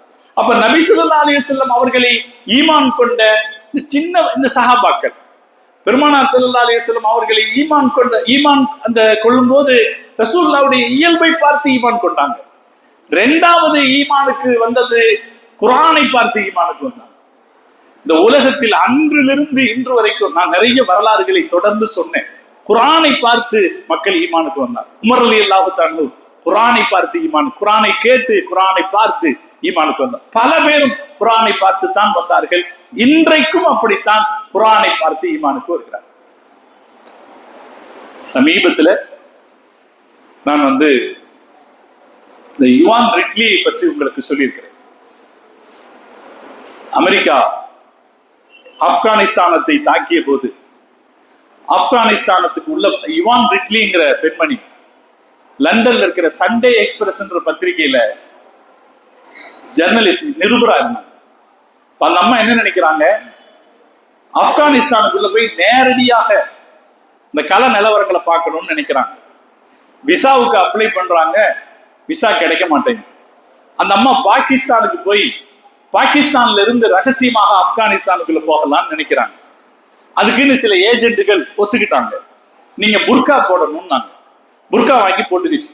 கழுதை மேலதான் வரணும்னாங்க. கழுதை தான் மலை ஏறி போகும், கழுதை மேல வரணும்னாங்க. கழுதையில ஏறி உட்கார்ந்து பெண்கள் கூட்டத்தோட இந்த அம்மாவும் ஒரு ஆளா போகும்போது கழுதையில உட்கார்ந்த பழக்கம் இல்லாதனால ஒரு இடத்துல கீழே தவறி விழுந்துடுறாங்க. தவறி விழும்போது வாயிலிருந்து ஓ மை ஜீசஸ் அப்படின்னு ஒரு வார்த்தை தாலிபான்கள் புடிச்சுக்கிட்டாங்க. 11 நாட்கள் தாலிபான்களுடைய கட்டுப்பாட்டில் அந்த பெண்மணி இருந்தார். யுவான் ரிட்லி என்று நீங்கள் தேடி பார்த்தால் உங்களுடைய கூகுள்ல அந்த அம்மா எழுதின புஸ்தகம் உங்களுக்கு கிடைக்கும். 48 வயசு. 48 வயசுல அவர்களிடத்துல அந்த அம்மா மாட்டிக்கிறாங்க. நம்ம சொல்றாங்க 11 நாட்கள் 3 தாலிபான் வீரர்கள் என்னை சிறை வைத்திருந்தார்கள். ஒரு தடவை கூட அவர்கள் என்னை ஏறிட்டும் பார்க்கவில்லை. இந்த அம்மா எழுதியிருக்கிறாங்க, நீங்க அந்த புத்தகத்துல பாருங்க. ஒரு தடவை கூட அவர்கள் என்னை ஏறிட்டும் பார்க்கல. 48 வயசு அந்த அம்மா அதுவும் சொல்றாங்க. 48 வயசுனா ஒரு பெண்மணி, அந்த பெண்ணுடைய யவ்வனம் பரிபூர்ணமாக இருக்கிற நேரம். ஒரு தடவை கூட அவங்க என்ன பார்க்கல. ஒரு தடவை அவங்க மேல இருக்கிற கோபத்துல என்னுடைய ட்ரெஸ்ஸை நான் கழட்டி வீசினேன், ஓடி போயிட்டாங்க. பிறகு நான் விடுதலை செய்யப்பட்ட போது அந்த 3 பேரில் ஒருவர் என்னிடத்திலே சொன்னார், நீங்கள் இஸ்லாத்திற்கு வந்து விடுங்க. இஸ்லாத்துக்கு கூப்பிடுறதுங்கிறது இவ்வளவு சின்ன விஷயம்தான். யாரா இருந்தாலும் நீங்க இஸ்லாத்துக்கு வாங்கன்னு சொல்லிட்டா போதும், வந்துருவாங்க. நம்முடைய நீயத்து நல்லா இருந்தா அல்லாஹ் கொண்டு வந்துருவோம். கொண்டு வர்றது நம்ம கிடையாது, கொண்டு வர்றது அல்லாஹ் அல்லவா கொண்டு வர்றான். அதனால அந்த அம்மா கிளம்பும் போது அவங்க 3 பேர்த்துல ஒருத்தர் சொன்னாரு, நீங்க இஸ்லாத்துக்கு வந்துருங்க. அப்ப அந்த அம்மா சொல்றாங்க, நான் நிச்சயமா திரும்பி போன பிறகு நான் குர்ஆனை படிப்பேன், படித்து விட்டு நான் முடிவு செய்வேன் அப்படின்னு சொல்றாங்க. படிச்சுட்டு இஸ்லாத்தை ஏற்றுக்கொண்டார் அந்த பெண்மணி. ஏற்றுக்கொள்ளும் போது அவர் சொன்னார், இந்த குர்ஆனில் எந்த தீமையும் இல்லை, இந்த குர்ஆனில் எந்த தீமையும் இல்லை, அதனால் இந்த குர்ஆன் வழிப்படி நான் ஏற்றுக்கொள்கிறேன் என்று சொல்லி ஏற்றுக்கொண்ட வரலாறு சமீபத்திய வரலாறு. நான் ஏன் இதை சொல்றேன்னா, நீங்க எல்லாமே படிக்கலாம். உங்க கையில் இருக்கிற கூகுள தேடி பார்த்தா, யுவான் ரிட்லின்னு தேடி பார்த்தா இந்த செய்தியை படிச்சுக்கலாம். இன்ன வரைக்கும் மக்களை இந்த மார்க்கத்தின் பக்கம் ஈர்க்கக்கூடியதாக இருக்கிறது குர்ஆன். ஈமானை வார்க்கக்கூடியதாக இருக்கிறது குர்ஆன். நம்முடைய ஈமானை பாதுகாக்கக்கூடியதாக இருக்கிறது குர்ஆன். அலி ரலியல்லாஹு தஆலா அவர்கள் சொன்னார்கள், ஹப்ருல்லாஹில் மத்தீன் வானத்திலிருந்து தொங்கிக் கொண்டிருக்கிற அல்லாவின் கயிறு. நாம் இதை ஓதுகிற போது ஒரு பக்கம் நாம் இதை ஓதுகிறோம் என்றால் கயிற்றின் மறுபக்கத்தில் அல்லாஹ் இருக்கிறான். கயிற்றின் மறுபக்கத்தில் அல்லாஹ் இருக்கிறான். அல்லாஹ்வுடைய கயிற்றை பற்றி பிடித்திருப்பவர்களுக்கு ஈமானிய ஆபத்துக்களை கண்டு அவர்கள் பயப்பட வேண்டி இருக்காது. நம்முடைய முன்னோர்கள் அதனாலதான் குர்ஆனை ஓதுறதிலே அவ்வளவு அக்கறை செலுத்தினார். மயங்கி மயங்கி ஓதினார்கள். கால் கடுக்க கடுக்க நின்று ஓதினார்கள். ஹஜ்ரத் இமாம் அபூ ஹனீஃபா ரஹ்மத்துல்லாஹி அவர்கள் ஒவ்வொரு ரமலானிலும் 63 தடவை குர்ஆன் ஓதுவார்கள். காலையில ஒரு குர்ஆன், ராத்திரி ஒரு குர்ஆன். தராவீஹ்ல மொத்தமா 3 குர்ஆன், 10 நாளைக்கு ஒரு குர்ஆன், இன்னும் மீதி மொத்தமா 30 நாள்ல 3 குர்ஆன். 63 முறை குர்ஆன் ஓதுவார்கள். இமாம் ஷாஃபி ரஹ்மத்துல்லாஹி அலைஹி அவர்கள் 60 தடவை குர்ஆன் ஓதுவார்கள். இமாம் ஷாஃபி ரஹ்மத்துல்லாஹி அலைஹிக்கு குர்ஆன்ல இருக்கிற ஆசை எப்படின்னு பாக்குறோம். அவர் ரொம்ப ஏழை. சகோதரர்களே, ஏழ்மை என்பது இந்த உலகத்தில் வெறுக்கப்படுகிற ஒரு விஷயம் அல்ல. அது இழிவாக பார்க்கப்படுகிற ஒரு விஷயம் அல்ல. இந்த உலகத்தில் மிகப்பெரிய அந்தஸ்தை அடைந்த பெருமக்கள் பல பேரும் ஏழைகளாக இருந்திருக்கிறார். நான் முன்னாடி உங்களுக்கு சொல்லி இருக்கிறேன், ஹஜ்ரத் அலி ரலியல்லாஹு தஆலா அவர்கள் வாழ்க்கையில் ஒரு தடவை கூட ஜகாத் கொடுத்ததில்லை. அலி ரலியல்லாஹு தஆலா 4வது கலீஃபா அலி ரலியல்லாஹு தஆலா அவர்கள் பரம ஏழையாக வாழ்ந்து ஏழையாகவே மூத்தானார்கள். ஜகாத் கொடுக்கிற அளவுக்கு ஒரு தடவை கூட அவர்கள் வசதியை வைத்துக் கொண்டதில்லை, கலீஃபாவாக இருந்த போதும் கூட. ஹஜ்ரத் அபூ ஹுரைரா ரலியல்லாஹு தஆலா அவர்கள் மிக பழமையான பரம ஏழை. சாப்பாடு கிடைக்காம மதீனா மஸ்ஜித் நபவி பள்ளிவாசலினுடைய அந்த மணலில் தன்னுடைய வயிற்றை அழுத்தி படுத்துக் கொள்வேன் என்று அவர் சொல்கிறார். ஹஜ்ரத் அலி ரலியல்லாஹு தஆலா, அபூ ஹுரைரா ரலியல்லாஹு தஆலா அவர்கள்லாம் பரம ஏழை. இமாம் ஷாஃபி ரஹ்மத்துல்லாஹி அலைஹி அப்படித்தான், பரம ஏழை. இமாம் ஷாஃபி ரஹ்மத்துல்லாஹி அலைஹி அவங்க மக்கால வாழ்றாங்க. அவங்க மதீனால மாலிக் ரஹ்மத்துல்லாஹி அலைஹி இருக்கிறாங்கன்னு கேள்விப்படுறாங்க. பெரிய ஹஸரத், அவர்கிட்ட போய் ஓதணும் அப்படின்னு ஆசைப்படுறாங்க. ஆனா போறதுக்கு வசதி இல்லை. ஒரு நாள் அவங்க மினால இருக்கும்போது ஒரு கிழவர் அவரை கூப்பிட்டு, எப்பா விருந்துக்கு வர்றியா அப்படின்னு கேட்கிறார். வர்றங்க அப்படின்னு போயிட்டாங்க. அங்க போனா அவரு ஒரு பழைய காஞ்சி ரொட்டி இருந்துச்சு. அந்த காஞ்ச ரொட்டியை பிச்சு பாலிய அலி ரலியல்லாஹு தஆலா கொடுக்கும்போது, நீ குறைஷியா அப்படின்னு கேட்டார்.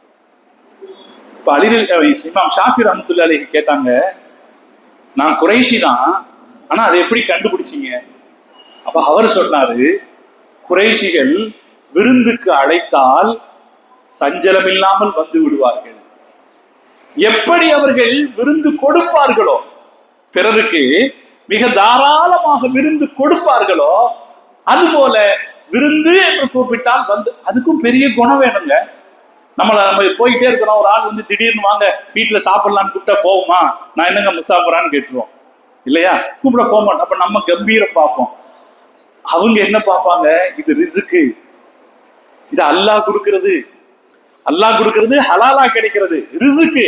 அல்லாஹ் ரிஸ்க்கை இங்க வச்சு கூப்பிடுறான், நம்ம போயிடுவோம், நம்ம என்ன பாக்குறது என்று நினைப்பாங்க பெரிய மனுஷங்க. அதனாலதான் ரசூல் ஸல்லல்லாஹு அலைஹி வஸல்லம் விருந்த தட்ட மாட்டாங்க. அவர் சொல்றாரு, நான் விருந்துக்கு வான்னு கூப்பிட்ட உடனே நீ தயங்கல, வந்துட்டீங்க, அதுதான் கேட்டேன், குறைஷியா? ஆமா குறைஷி தான். சரி. அவர் திருப்பி கேட்டாங்க, நீங்க எந்த ஊருங்க? அலி ரலியல்லாஹு தஆலா, நீங்க எந்த ஊரு? நாங்க மதீனால இருந்து. மதீனான்னு சொன்ன உடனே ஹஜ்ரத் இமாம் ஷாஃபி ரஹ்மத்துல்லாஹி அலைஹி அவர்களுடைய மனசு அப்படியே குளிர்ந்து போச்சா. மதீனாவா? மதீனால இமாம் மாலிக்க பார்த்திருக்கீங்களா? பார்த்திருக்கிறேனே, மாலிக் வந்து பார்த்துருக்கு, தெரியும். அப்படியா? எனக்கும் அவங்கள்ட்ட போகணும்னு ரொம்ப நாள் ஆசை. போக வேண்டியதுதானே? இல்ல, போறதுக்கான வசதி எங்களுக்கு இல்லை, அதனால நான் போகல.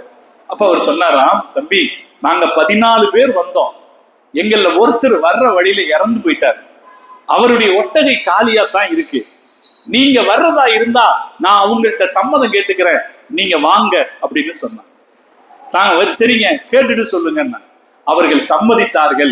இமாம் ஷாஃபி ரஹ்மத்துல்லாஹி அலைஹி அப்படித்தான் மதீனாவுக்கு போய் சேர்ந்தார்கள். நான் இமாம் ஷாஃபி மதீனாவுக்கு போய் சேர்ந்தார் என்று சொல்வது உங்களுக்கு அது ஒரு சராசரியான வார்த்தையாக இருக்கலாம் சகோதரர்களே. இஸ்லாமிய வரலாற்றில் அது மகத்தான மாற்றத்தை ஏற்படுத்திய அந்த பயணம். இன்றைக்கு இந்த பள்ளிவாசல் ஷாஃபி பள்ளிவாசல், இந்த பள்ளிவாசல் ஷாஃபி பள்ளிவாசல். நாம இமாம் ஷாஃபியை பார்த்ததும் இல்லை, அவர் குடும்பத்தை பார்த்ததும் இல்லை. ஆனா இமாம் ஷாஃபி என்கிற பேர்ல நம்ம இன்னைக்கு சொல்லிட்டு இருக்கோம். அப்ப அவங்க போன அந்த பயணம், மதீனாவுக்கு அவங்க அன்னைக்கு போன ஓசி பயணம், ஒருத்தருடைய தயவில் கிடைத்த அந்த பயணம் மிகப்பெரிய மாற்றத்தை வரலாற்றில் ஏற்படுத்தியது. அந்த பயணம் 16 நாட்கள் நடந்தது. இமாம் ஷாஃபி ரஹ்மத்துல்லாஹி அலைஹி 16 முறை குர்ஆன் ஓதினார்கள். வரலாற்று ஆய்வாளர்கள் சொல்வார்கள், இஸ்லாமிய அறிஞர்கள் சொல்வார்கள், நீங்கள் குர்ஆனை கையில் எடுக்கிற வரை அல்லாஹ் உங்களை அறிவாளியாக்குவான். எவ்வளவுக்கு எவ்வளவு குர்ஆனை கையில் ஏந்துகிறீர்களோ அவ்வளவுக்கு எவ்வளவு அல்லாஹ் உங்களை அறிவாளியாக்குவான். எவ்வளவுக்கு எவ்வளவு நீங்கள் குர்ஆனை ஏந்துகிறீர்களோ அவ்வளவுக்கு எவ்வளவு அல்லாஹ் நம்முடைய ஈமானை பாதுகாப்பான். நான் இவ்வளவு தூரம் திரும்ப திரும்ப சொல்லி வருகிற செய்தி இது. நம்முடைய மனதிலே அல்லாஹ் இதை பதிய வைக்க வேண்டும்.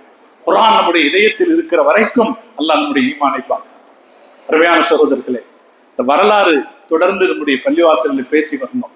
இப்படி பேசி வரும்போது நான் படித்த ஒரு செய்தியை இந்த 27ஆம் கிழமைக்குன்னு நான் ஒதுக்கி வச்சேன். என்ன செய்தினா, இஸ்லாமிய வரலாற்றில் நீண்ட நெடுங்காலம் இஸ்லாமிய நிலங்களை ஆட்சி செய்தவர்கள் துருக்கியர்கள். ஆட்சி செய்தவங்க நம்மளையெல்லாம் துலுக்கன்னு தானே சொன்னான், நம்மளையெல்லாம் துலுக்கன்னு சொன்னாங்க. துலுக்கன்னா துருக்கன் அப்படின்னு தான். இஸ்லாமிய ஹிலாஃபத்துன்னு சொல்றோமா இல்லையா? இந்த ஹிலாஃபத் அப்படிங்கிறது துருக்கியர்களுடைய ஹிலாஃபத். ஆங்கிலத்திலே ஆட்டோமன் துர்க்ஸ் அப்படின்னு சொல்றாங்க. உஸ்மானிய துருக்கியர்கள், உஸ்மான்ங்கிறது தான் ஆட்டோமன் அப்படிங்கிறான். உஸ்மானிய துருக்கியர்கள் இஸ்லாமிய வரலாற்றை 600 ஆண்டுகள் ஆட்சி செய்தார்கள். 600 வருஷம் ஆட்சி செய்தாங்க. போன நூற்றாண்டு வரைக்கும் அவர்களுடைய அதிகாரம் இருந்தது. அதுவும் சாதாரண அதிகாரம் அல்ல, சாதாரண அதிகாரம் அல்ல. ஜெர்மனியில் அவர்களுடைய அதிகாரம் இருந்தது, பிரான்சிலே அவர்களுடைய ஆட்சி இருந்தது, பெல்கிரேடிலே அவர்களுடைய ஆட்சி இருந்தது. உலகத்தினுடைய மிக பரந்துபட்ட நிலப்பரப்பில் இஸ்லாத்தின் ஒற்றை சக்தியாக இருந்து ஆட்சி செய்தவர்கள் உஸ்மானிய துருக்கியர்கள். ஐரோப்பா அவர்களை கேட்டுத்தான் நிற்கும் எழுந்திருக்கும். அப்படி ஒரு சூழ்நிலை ஒரு காலத்தில் இருந்தது உஸ்மானிய துருக்கியர். இந்த உஸ்மானிய துருக்கியர்களுடைய சாம்ராஜ்யத்தை நிறுவனவர் உஸ்மான். முதல் மன்னருக்கு பேரு உஸ்மான். அவர் சாதாரண மனுஷர், துருக்கிய பகுதியில் இருந்த ஒரு சாதாரண மனுஷர்.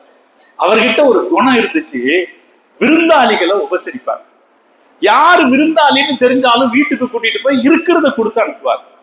விருந்தாளிகளை அவர் உபசரிக்கிறாருங்கிறது அவங்க ஊர்க்காரங்களுக்கு பெரிய கஷ்டமா இருந்துச்சு. யாரையோ இவர் கூட்டிட்டு வந்துடுறாரு அப்படின்னு அவங்க அவர் மேல அதிருப்தி அடைஞ்சாங்க. ஒரு கட்டத்துல அவர்கிட்ட சொன்னாங்க, யாரையும் கூட்டிட்டு வராது. ஆனா ஊருக்குள்ள செய்தி பரவிருச்சு, இவர்கிட்ட போனா சாப்பாடு கிடைக்கும். அந்த காலத்துல ரெஸ்டாரண்ட் எல்லாம் இல்ல இந்த அளவுக்கு. யாராவது இப்படி யாராவது இருந்தா அவங்ககிட்ட போய் சாப்பிட்டுக்கிட்ட தான் வழி. அதனால அவரு நினைச்சா கூட வர்றவங்களுடைய எண்ணிக்கை நிறுத்த முடியல. மக்கள் வந்துகிட்டே இருந்தாங்க, வர்றவங்களுக்கு சாப்பாடு கொடுத்துக்கிட்டே இருந்தாருங்க. ஊருக்காரங்க பார்த்தாங்க, ஒரு நாள் அவரை வெளியே தூக்கி வீசிட்டாங்க. ஊருக்குள்ளே வேண்டாம், நீங்க வெளியே போயிருங்க. தன்னுடைய சொந்த ஊரிலிருந்து சொந்த வீட்டை விட்டு விரட்டப்பட்டார் முதலாம் உஸ்மான். எதுக்காக? விருந்தாளிகளுக்கு உபசரிக்கிறாருங்கிற காரணத்துக்காக விரட்டப்பட்டார். அப்படியே வருத்தத்தோடு அவருடைய ஆன்மீக குரு அவர்கிட்ட வந்தார். வந்து அவர்கிட்ட வந்து உட்கார்ந்தார். என்னப்பா அப்படின்னு கேட்டாங்க. இந்த மாதிரி எங்க ஊருக்காரங்க ஊரை விட்டு வெளியே அனுப்பிட்டாங்க. எதனால? என்ன தப்பு செஞ்ச? ஒரு தப்பு செய்யலைங்க, நான் விருந்தாளிகளை உபசரிச்சேன், அது அவங்க பிடிக்கும். அப்படின்னா அல்லாஹ் உனக்கு ஒரு வழி காட்டுவான்பா, நீ இங்கேயே தங்கிக்க என்று சொன்னார். ராத்திரி நேரம் ஒரு அறையை காட்டினார். அந்த அறையில் போய் அவர் படுத்துக்கிட்டார். ரூம்ல போய் படுத்துக்கிட்டார். படுத்துக்கிட்டவரு ராத்திரியில எந்திரிச்சு இருட்டுல போய் படுத்துட்டாரு. இருட்டுல விளக்கை ஏற்றி இருக்கிறார். விளக்கை ஏற்றிய போதுதான் அவர் கவனித்தார், அவருடைய கால் மாட்டில் குர்ஆன் இருந்திருக்கிறார். இவ்வளவு நேரம் குர்ஆனை நோக்கித்தான் காலை நீட்டி படுத்திருக்கிறேன்னு தெரிஞ்ச உடனே குர்ஆனை வாரி எடுத்து கட்டி அணைத்து முத்தமிட்டு கதறி கதறி அழுதார். அந்த வீடே அதிர்கிற அளவுக்கு குர்ஆனை எதிர்த்து நான் காலை நீட்டிட்டேனே அப்படின்னு அழுதார். அவருடைய ஷேக் வந்து பார்த்து, என்னப்பா என்ன விஷயம்? ஹஸரத், எனக்கு தெரியல, நான் ராத்திரி குர்ஆனை நோக்கி கால் நீட்டி நான் இவ்வளவு நேரம் படுத்துட்டேன் அப்படின்னு கதறி அழுத போது அந்த ஷேகு சொன்னாராம், எனது கனவில் ஒரு செய்தி தெரிந்தது, நீ அரசனாவாய் என்று சொன்னார். அன்று காலை அவர் வீட்டை விட்டு வெளியே வருகிற போது 12 பேர் அவரை சந்திக்கிறார்கள். 12 பேரும் ஊரில் இருக்கிற அநியாயக்கார அரசுக்கு எதிராக ஒரு புரட்சி வேண்டும் என்று எதிர்பார்த்திருப்பவர். இந்த 12 பேரும் இவரை பார்த்தோம்னா சொல்றாங்க, நாங்க நேற்று ஒரு முடிவு செய்திருந்தோம், நாளைக்கு காலையில சுபகு தொழுத உடனே முதல்ல யாரை பார்க்கிறோமோ அவரை நமது தலைவராக்கி விடுவதுன்னு முடிவு செய்திருந்தோம், நீங்க தான் என் தலைவராகணும்னு சொல்றோம். அந்த உஸ்மானுடைய வரலாறு இருக்கிறது சகோதரர்களே. அவர் தலைவராகிறார். அதற்கு பிறகு அந்த ஊர் அவருக்கு கட்டுப்படுகிறது. அதற்கு பிறகு பக்கத்தில் இருக்கிற கிறிஸ்துவ அரசன் அவரை ஜெனரல் ஆக்கி கொள்கிறார், அவரை இராணுவத்தின் தலைவராக்கி கொள்கிறார். அந்த அரசன் இறந்த பிறகு ஆட்சி இவருக்கு வருகிறது. சின்ன ஊரின் ஆட்சியாளராக இருந்தவர் பிறகு வளர்ந்து வளர்ந்து இஸ்லாமிய பேரரசின் சக்கரவர்த்தி ஆனார். துருக்கிய சாம்ராஜ்யம் என்பது அவரால் உருவானது என்ற வரலாற்றை படிக்கிற போது குர்ஆனுக்கு ஒரு சின்ன மரியாதை கொடுத்ததற்காக ஒருவருக்கு எவ்வளவு பெரிய அரசு கிடைத்தது என்பதை பார்க்க. இதுதான் குர்ஆன். யாராக இருந்தாலும் சரி, எந்த நிலையில் இருப்பவராக இருந்தாலும் சரி, குர்ஆனை மதிப்பவராக இருந்தால் வாழ்க்கையில் அவர் உயர்வார். நம்முடைய முன்னோர்கள் அதனால்தான் ஒரு அரபி எழுத்த படித்தா கண்டா ஓங்கி எடுத்து அரபி எழுத்து பார்த்தாங்கன்னா அதை எடுத்து கண்ணுல வச்சு ஒத்திக்குவாங்க. அது எதற்கு இது குர்ஆனாக இருக்குமோ என்று ஒத்திக்கும். இன்று வரைக்கும் குர்ஆனை கண்ணில் எடுத்து ஒத்தி முத்தம் கொடுத்து விட்டு வைக்கிற பழக்கம் நமக்கு இருக்கிறத. இந்த மரியாதை காலம் காலமாக முஸ்லிம் உம்மத்து கடைபிடித்த மரியாதை. குர்ஆனுக்கு கொடுக்கிற மரியாதை நம்மை உயர்த்தும். குர்ஆனை ஓதுகிற இயல்பு நம்முடைய அறிவை பாதுகாக்கும். குர்ஆனை தொடர்ந்து ஓதி வருவது நம்முடைய ஈமானை பாதுகாக்கும். நான் ரொம்ப நேரம் இன்னைக்கு பேசிட்டேன். என்னுடைய கருத்து கொஞ்சம் தான். இன்னைக்கு நம்ம வாழ்ற கால சூழ்நிலையில ஈமானிய வாழ்க்கை கடைபிடிப்பது என்பது சிரமமானதாக மாறி வருகிறது. பல வகையிலும் அந்த ஈமானுக்கான அச்சுறுத்தல்கள் நடந்து கொண்டே இருக்கிறது. அதிலிருந்து நம்மை பாதுகாத்துக் கொள்ள வேண்டிய காலகட்டத்தில் நாம் இருக்கிறோம். எனவே அருமையான சகோதரர்களே, நாம அந்த ஈமானை பாதுகாத்துக்கிறதுக்கு முதல்ல அல்லாஹ் இடத்துல துவா செய்யணும். இன்ஷா அல்லாஹ் நம்ம இன்னைக்கு துவா கேட்கிறோம். நான் தான் ஆரம்பத்துல சொன்னேன், ஈமான் கிஸ்ஸே பன்தா ஹே, ஈமான் தலப்ஸே பன்தா. ஈமான் எதனால உண்டாகுது? ஈமான் தேடலில் உண்டாகுது. நாம மூமினாக இருக்கணும் அப்படின்னு நினைச்சோம்னா, இளைஞர்களுக்கு நான் சொல்லுவேன், இந்த எண்ணம் நம்முடைய சின்ன வயசுலயே நமக்குள்ள வந்துருச்சு அப்படின்னா எப்படி இருக்கும் வாழ்க்கை? சின்ன வயசுலயே வந்துருச்சுன்னா வாழ்க்கை எவ்வளவு பரிசுத்தமா இருக்கும். அந்த எண்ணம் நமக்குள்ள வரணும். நான் மூமினாக இருக்கணும், என்னுடைய ஈமானை நாம் பாதுகாத்துக்கணும் என்ற எண்ணம் வர வேண்டும். முதல்ல அந்த தேடலை நாம் ஃபர்ஸ்ட் வளர்த்து கொண்டு ஈமானுக்கு ஆபத்து வரக்கூடாது என்று நினைச்சோம்னா சகோதரர்களே, குர்ஆனை நம் கையில் எடுப்போம். தினசரி குர்ஆன் ஓதுவோம். ஓதலாம் இல்லைங்களா? ஓதலாம் இல்லையா? இன்ஷா அல்லாஹ் நம்ம இங்கிருந்து வெளியே போகும்போது தினசரி குர்ஆன் ஓதுவேன் அப்படின்னு ஒரு தீர்மானம் எடுத்துக்கலாம். என்ன ஓதுவேன்னு முடிவு செய்யலாம். என்ன ஓதுவேன்? யாசீன் ஓதுவோம், முடிவு செய்யலாம். யாசீன் ஓதலாமா? ஆயத்துல் குர்சி ஓதலாமா? அல்லது குல்லவது பிறப்பின் ஃபலக்கு, குல்லவது பிறப்பின் நாஸ் ஓதலாமா? ஓதலாம் இல்லைங்களா? குல்லவது பிறப்பின் ஃபலக்கு நம்ம படுக்கும்போது குல்லவது பிறப்பின் ஃபலக்கு, குல்லவது பிறப்பின் நாஸ் ஓதிட்டு தானங்க நம்ம படுத்தோம். இந்த 2 அத்தியாயங்களை நாம் ஓதினோம் என்றால் இந்த உலகத்துல எந்த எதிர்ப்புக்கும் நம்ம பயப்பட வேண்டியது, எந்த எதிர்ப்புக்கும் பயப்பட வேண்டியது, எந்த வகையான சிந்தனைக்கு நம்ம பயப்பட வேண்டியது. முஹம்மது ரசூலுல்லாஹி ஸல்லல்லாஹு அலைஹி வஸல்லம் வளர்ச்சி அடைந்த காலகட்டத்துல அவங்கள ஒன்னும் செய்ய முடியாத சந்தர்ப்பத்துல யூதர்கள் ஒரு திட்டம் போட்டாங்க. இவரை எப்படியும் நம்மளால அழிக்க முடியல, அதனால செய்வனை செஞ்சு அழிச்சிருவோம்னு நினைச்சாங்க. மதீனால இருந்த ஒவ்வொரு யூத வீட்டுக்கும் ஒரு செய்வனை செய்யறவன அனுப்பி வச்சாங்களாம். மதீனால இருந்த ஒவ்வொரு யூத வீட்டுக்கும் ஒரு செய்வனை செய்யறவன அனுப்பி வச்சாங்க. செய்வினைனா என்னது? செய்வினைனா மந்திரம் சொல்லி ஏதாவது ஒரு இடைஞ்சல் பண்ணணும்னு நினைக்கிறது தானே செய்யும். இது செய்யக்கூடாது. இது நம்ம செய்யக்கூடாது. இது ஈமானுக்கு மாத்தமான காரியம். அது யாரும் நம்ம செய்யக்கூடாது. அல்லாஹ் நம்மளை பாதுகாப்பானாக. அது பெரும் பாவம், அது செய்யக்கூடாது. ஆனா செய்வனை இருக்கா? இருக்காது. நீங்க சில பேர் இப்படி ஆற்றுறீங்க, சில பேர் இப்படி ஆற்றுறீங்க. செய்வனை இருக்கா? இருக்கு. ஆனா அதை பயப்படக்கூடாது. அல்லாஹ் நாடுனா தான் நமக்கு எந்த தீமையும் வரும். அல்லாஹ் நாடாம நமக்கு எந்த தீமையும் வராது. நாய் கடிக்குமா? நாய் கடிக்குமா? கடிக்கும். அல்லாஹ் நாடுனா கடிக்கும், இல்லாட்டி கடிக்கும். அப்படித்தானே? அதே மாதிரிதான் செய்வினை. செய்வினைன்னு ஒன்று இருக்கா? இருக்கு. அது தீமை ஏற்படுத்துமா? அல்லாஹ் நாடுனா ஏற்படுத்தும், இல்லாட்டி எது அல்லாஹ் நாடுறானோ அது நம்மை வந்து சேராமல் போகாது. அதனால நாம அதுக்கு பின்னாடி அலையக்கூடாது.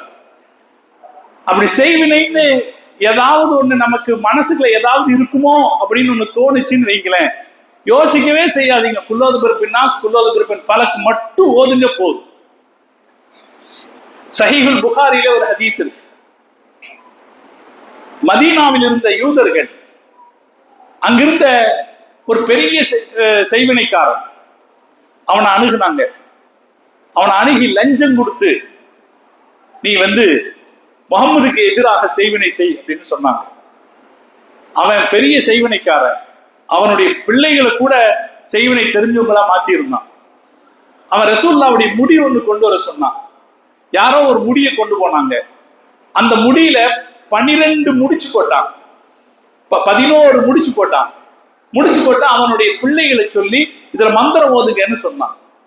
அவனுடைய பெண் மக்கள் அதுல மந்திரம் ஓதுனாங்க. அத ஒரு ஈச்சமர மட்டையில கெட்டி ஒரு கிணத்துல கொண்டு போய் போட்டான். இதெல்லாம் நான் சொன்னாலும் சஹீஹுல் புகாரில இந்த ஹதீஸ் இருக்கு. ஒரு கிணத்துல கொண்டு போய் போட்டான். நபி ஸல்லல்லாஹு அலைஹி வஸல்லம் அவங்களுக்கு அதுக்கு பிறகு பசி எடுக்கிறது இல்லை, சரியா சாப்பிடுறது இல்லை, மறந்து போகுது. ஏதோ இது செஞ்சமா செய்யலையா மறதி ஏற்படுது. ஸல்லல்லாஹு அலைஹி வஸல்லம் அல்லாஹ் இடத்துல கையேந்தினாங்க. யா அல்லாஹ், எனக்கு இப்படி திடீர்னு ஏற்படுது, இதுக்கு நீ விடுதலை கொடுன்னு கேட்டாங்க. அல்லாஹ் அவங்களை தூங்குனாங்க. ஒரு தடவை தூங்கும் போது கனவுல 2 மலக்குகள் அவருடைய தலைமாட்டில் நின்று பேசிக்கொண்டார்கள். அதுல ஒருத்தர் சொன்னாரு, இந்த மனிதருக்கு செய்வினை செய்யப்பட்டிருக்கிறது. இன்னொருத்தர் சொன்னாரு, இந்த ஆள் செய்வினை செய்திருக்கிறான், இன்ன கிணத்தில் அதை வைத்திருக்கிறான் அப்படின்னு சொன்னார். ஸல்லல்லாஹு அலைஹி வஸல்லம் முழிச்சுட்டாங்க. ஜிப்ரீல் அலைஹிஸ்ஸலாம் அவங்க அங்க நின்றுட்டு இருந்தாங்க. ஜிப்ரீல் அலைஹிஸ்ஸலாத்திடத்துல கேட்டாங்க, இவர் சொல்றாரு அது என்ன செய்யும்? அப்ப ஜிப்ரீல் அலைஹிஸ்ஸலாம் இந்த 2 சூறாக்களையும் ஓதி காட்டினார். குல்லாது பிறப்பின் ஃபலக், குல்லாது பிறப்பின் நாஸ். 2லயும் 11 ஆயத்துகள் இருக்கும். எண்ணி பாக்குறீங்களா? சரி, நீங்க எண்ணி பார்த்துட்டு வாங்க. 2லயும் என்ன இருக்கு? 11 ஆயத்துகள். ஜிப்ரீல் அலைஹிஸ்ஸலாம் சொன்னாங்க, இந்த ஆயத்துக்களை அதன் மீது ஓத சொல்லுங்கள், இந்த வேதனை நீங்கிவிடும் சொன்னாங்க. நபி ஸல்லல்லாஹு அலைஹி வஸல்லம் அவர்கள் அலி ரலியல்லாஹு தஆலா அன்ஹு கூப்பிட்டு நீங்க இதை கொண்டு போய் ஓதுங்கன்னு சொன்னாங்க.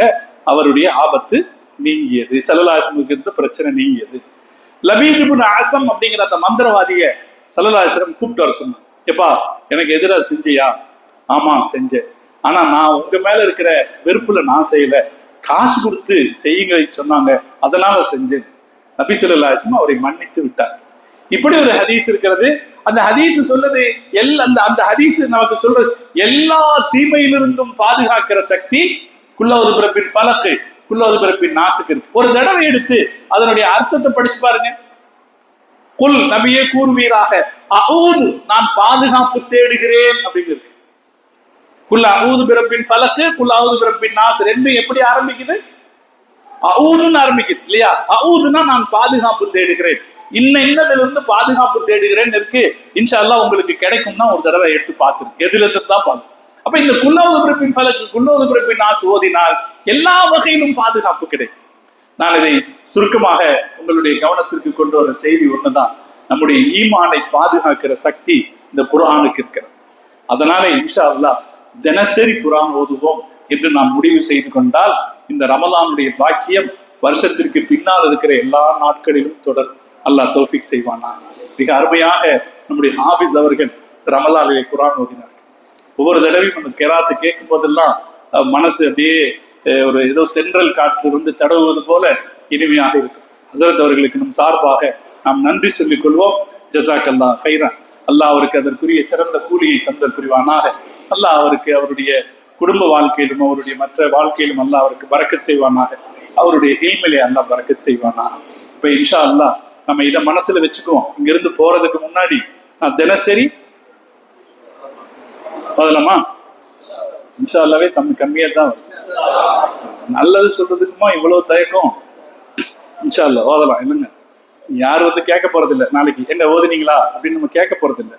நமக்கு அல்லாஹ்வுக்குமான இன்ஷா அல்லா நம்ம ஓதும். குறைஞ்சபட்சம் 3 குல்ஹு அல்லாஹ்வாவது ஓதலாம். குல்ஹு அல்லாஹ் ஓதுறவங்களுக்கு சொர்க்கம் கிடைக்கும்னு ஹதீஸ் இருக்கு. அதனால குல்ஹு அல்லாஹ்வாவது ஓதலாம். வீட்டை விட்டு கிளம்பும் போது, வியாபாரத்தை தொடங்கும் போது, அல்லது வீட்டுல வந்து படுக்கும் போது ஏதாவது ஒன்று நம்ம ஓதுவோம். அல்லாஹ் பரக்கத் செய்வானா. அது நம்முடைய ஈமானை பாதுகாக்கும். இன்னைக்கு இருக்கிற சூழ்நிலையில நம்முடைய ஈமானை பாதுகாக்கும். அந்த உறுதியை நம்ம எடுத்துப்போம்.